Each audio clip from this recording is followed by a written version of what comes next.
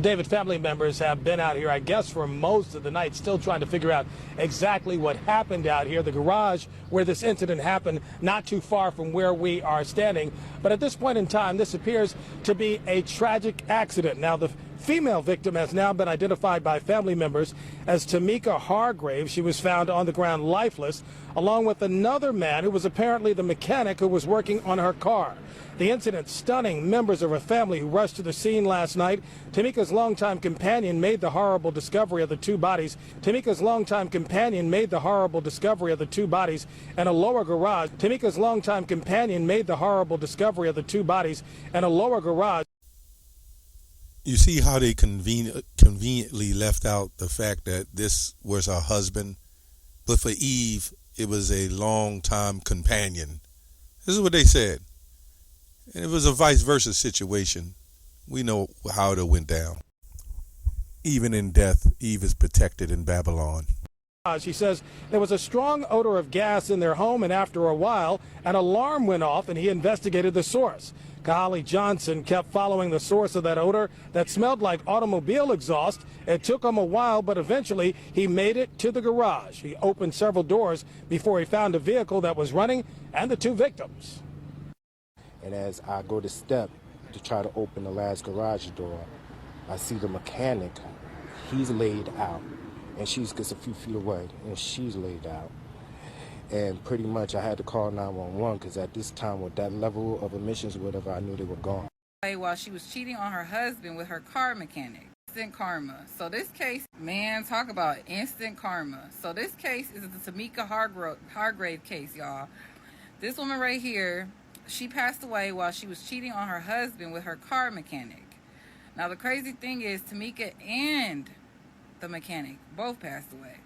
Now, they were having intercourse in a closed garage while the car was still running. And they both passed out from the fumes, and they basically passed away. They are unalive. Now, they were found, not only that, but y'all, they were found by her husband. Can you imagine finding your wife cheating on you? And then she ends up, her and her, whatever you're going to call it, lover, end up unalived? Like, man, I can't imagine what her husband felt in that moment. Like, wow. All the praises. I want to give all the praises and the honor to Yahweh Bahashem, Yahweh Shai Bahashem, Rechaha Kodash, and double honors to the elder apostles and even the elder bishops of Great Millstone. Honors and salute to you other brethren, elders and brethren, you followers and believers of this faith, even you few sincere sisters, and shalom to the hopefully elect. Anyway, I got this video clip, or actually it was the actual article, and then I went in and did the video. This brother here, elder brother, Assidians DMV, ASSIDEANS DMV, formerly GMS Assidians DMV. He's on the other branch, Baltimore branch, Israelites, and he does great videos. Subscribe and be edified as well. Great teacher. So anyway, I took the liberty through the Spirit to decide to do a video on this particular topic because me kind of being in that field, I've seen a lot of that. I've even worked 40 years ago. Was it 30? Might have been 30. Yeah, about 30 years ago. I worked for older Jake and in the shop, and he had a back, there was an extra room in the back where he would store his extra tools, right? But he, took and bought himself a nice bed and put it in the back. So sometimes I would forget things and come back down there and say, he would lock up everything. And then I would see the car of the one of the women that he worked on. Now, if the woman was single, that's fine. Sometimes they were, sometimes they wasn't. You brothers, you got a woman, don't let her go to the shop, man. I've seen tons and tons of that, and it was a whole lot of adultery. He didn't care. When you're in a world like that, he didn't care. I mean, I had them women hitting on me, feeling on me right while their husband's there, man. You'd be surprised.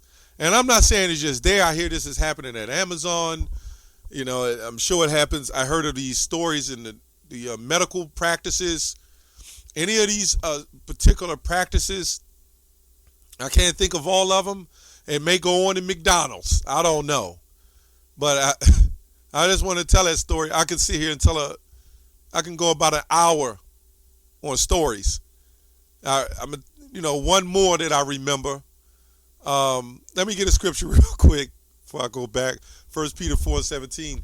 For the time has come that judgment must begin at the house of Yahweh, the house of Israel. And it first began at us. What shall the end be of them that obey not the gospel? So I got my ass kicked, and I'm sure a lot of you other brothers and sisters, I had things happen to me for things I've done in the past. Nobody escapes, right? Nobody escapes the wrath of the Lord, and we have to be fearful of that. I remember another story where there was a woman, an elder woman. It was a couple that would always come down. They would come down to the shop. I'm like 20 years old. I'm 19, something like that. So I'm a very young man. But a lot of wisdom hadn't hit me yet, but I knew something was wrong. So I was to take out our passenger seat. Now, she had her car, he had his car. And I said, okay, let me take out the passenger seat. And there it was, panties. She would have them stuffed under the seat. There was another woman came down. She was a businesswoman, and I would have never thought. She called her husband and said, hey, I'm going, to,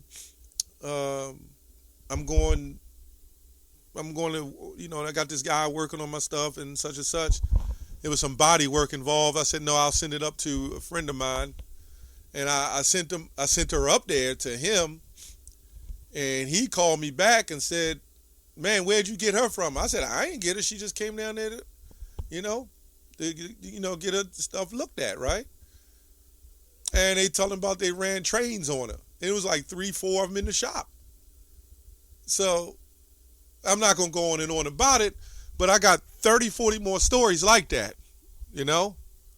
So this is the judgment. The Lord don't need Kevin Samuels. Hey, what happened with Jeremiah? And the Lord had to say, pray not for these people, even in Lamentation, he said their iniquity has been accomplished.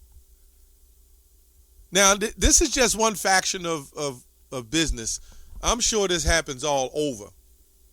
And I was tripping when I seen that Jake, he owned the shop, but he had a special bed in the back. So he telling them women certain things that they didn't really need, I mean, that's how it is. That thing is deadly. They sharpshooters, I mean, yeah, they sharpshooters, man. You go down there with your woman and you let her come down there by herself. Okay? You see what happens. Let me get a scripture real quick. Let me get another one. I just wanted to bring this to the attention. Now, you can't stop anything. If Eve is going to do, your woman is going to do something on you, there's nothing you can do. But there are situations where you, what do they call that? Preventative maintenance. You make sure that there's certain things not in place to give the opportunity for those things to happen. They're the weaker vessel. Anyway, Proverbs 20:17. Bread of deceit is sweet to a man. And that's what this guy did. He saw this woman, and you had to know that wasn't the first time they was getting it on like that. They probably had the car running so nobody would hear the extra noises. Who knows? But it was some reason why they kept them cars running. And some women, they get off on that. They get off on somebody in control of a situation, and that they're so kind of helpless and they need to be saved. All I can say is you'd be surprised. It's kind of like a little testimony because I've been through it, You know what I'm saying? And I've even dabbled in those situations, but never with somebody who was, married. But if I wasn't in the truth, but still, I wasn't. Yeah, I think we all kind of messed up on some things like that. But you could get killed for that stuff, man. You can get taken out for that type of stuff. And the Lord gets you. Why? Because we're still responsible for our actions. Right? Anyway, bread is deceit to a man, but afterwards his mouth shall be filled with gravel, meaning cuts and suffering. Right? Cuts and suffering. That precept, I think, the Proverbs 9, if I'm not mistaken. Let me see if I can get that. Proverbs 9, 17. Stolen waters are sweet, and bread eaten in secret is pleasant. That's this in a nutshell. That's why Jeremiah 4 says, my people are wise to do good. Wise to do evil, but to do good they have no knowledge. Right? Now, again, this happens in all professions. I'm just going in what I've witnessed over the years and I've seen happen. I've had these Eves come up to me right in front of their husbands and say, hey, I don't want him no more. And Jake is sitting there looking like, what the hell? And Jake is just so simped out and beaten down, man. He has no comeback. But you know what? The Lord is going to bring judgment on you Jakes, man. All on the house of Israel. The Lord is going to bring judgment. That's why I read that in 1 Peter 4. And I remember I went and talked to a good friend of mine in the world. He was a good friend, but, we kind of partnered up a little bit.